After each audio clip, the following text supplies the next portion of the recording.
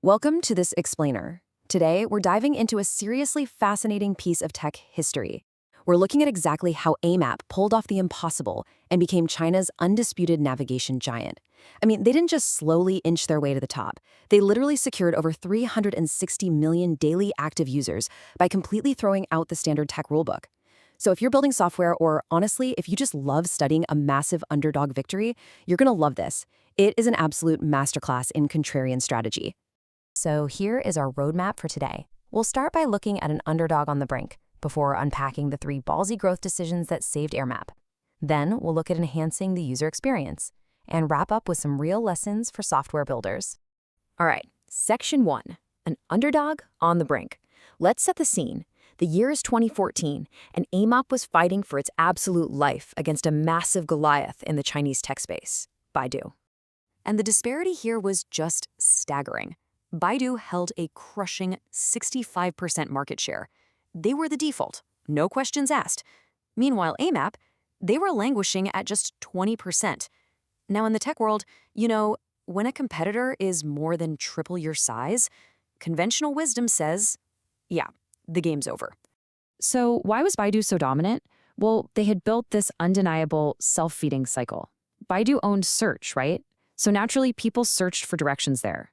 That search dominance generated massive advertising money. And the kicker? All those users generated incredible amounts of traffic data. That data made the software better, which just attracted even more users. Against this kind of flywheel, AMap's survival looked mathematically impossible. That is, actually, until the tech giant Alibaba acquired them and put a brilliant executive named Yu Yongfu in charge. Which brings us to section 2, 3 ballsy growth decisions.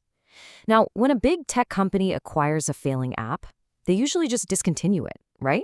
But Yu Yongfu went a totally different route with his contrarian strategy.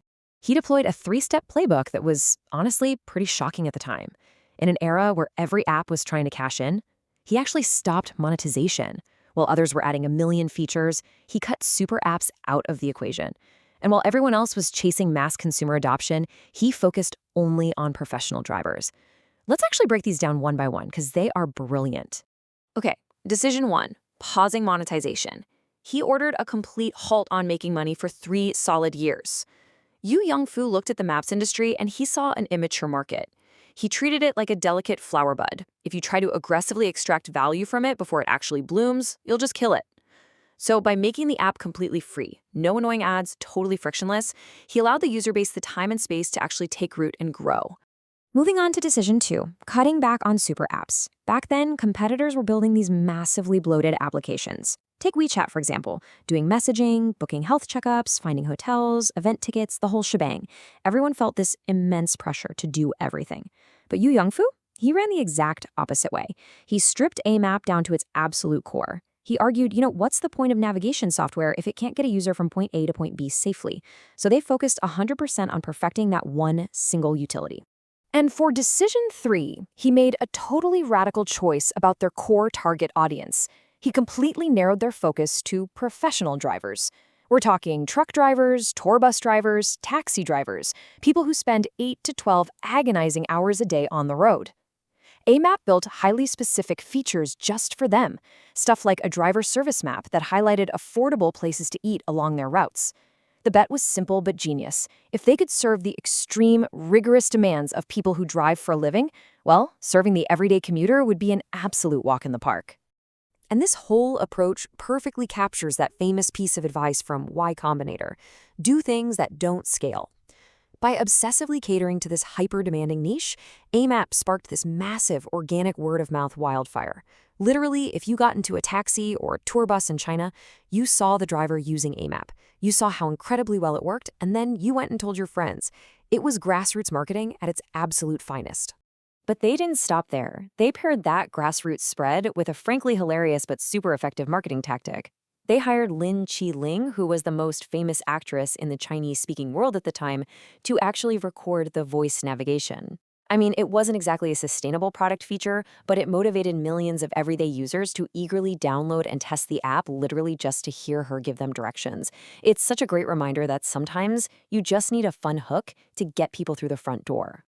All right, section 3, enhancing the user experience. Getting to the top is one thing, But keeping the crown, that requires flawless design. Let's look at the 3 methods they used to do this. The first UX method capitalized on this fascinating economic phenomenon called mobile leapfrogging. So in the early 2000s, desktop PCs were just way too expensive for the masses in China. But as cheap mobile phones flooded the market, millions of people experienced the internet for the very first time entirely on their phones. While Baidu was still stubbornly trying to optimize their desktop search experience, AMap saw the writing on the wall. They completely skipped the desktop phase and poured everything they had into perfecting real-time mobile navigation. They met the masses exactly where the hardware was heading. The second method is a brilliant design technique called progressive disclosure. As AMap grew and started offering more online to offline services, they were terrified of falling back into that bloated super app trap. So they intentionally hid the clutter. When you open the map, only the absolutely essential information pops up first, like food and hotels nearby. All those secondary features, they stay completely hidden until you, the user, actively scroll to find them.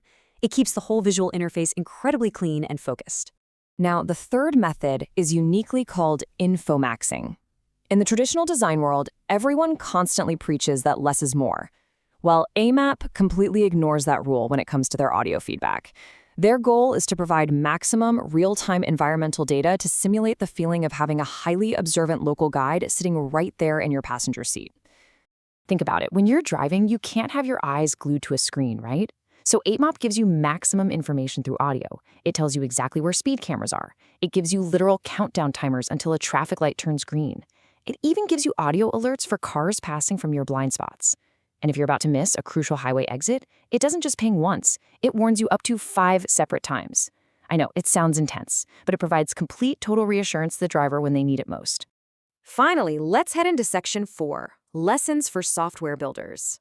Taking a product from 0 to 1 is incredibly tough, but AMap's journey is an absolute goldmine of insights. So what's the playbook here? First, stay relentlessly tunnel vision on your core utility from 0 to 1. Don't build a dozen mediocre features, build one flawless one. Second, be highly intentional about your target users. Pick the specific group of people whose daily lives are most impacted by your utility, just like AirMap did with professional drivers, and solve their biggest pain points. And third, know exactly when to pivot to new hardware. If the world is moving to mobile, don't waste your time optimizing for desktop. As we wrap up this explainer, I want you to genuinely ask yourself this. Are you staying tunnel-visioned on your core utility, or is your product getting distracted by super app bloat? It is so incredibly tempting to add more. But sometimes the absolute bravest, most ballsy growth decision you can make is to cut the noise, ignore the masses, and just focus on getting your users safely from point A to point B.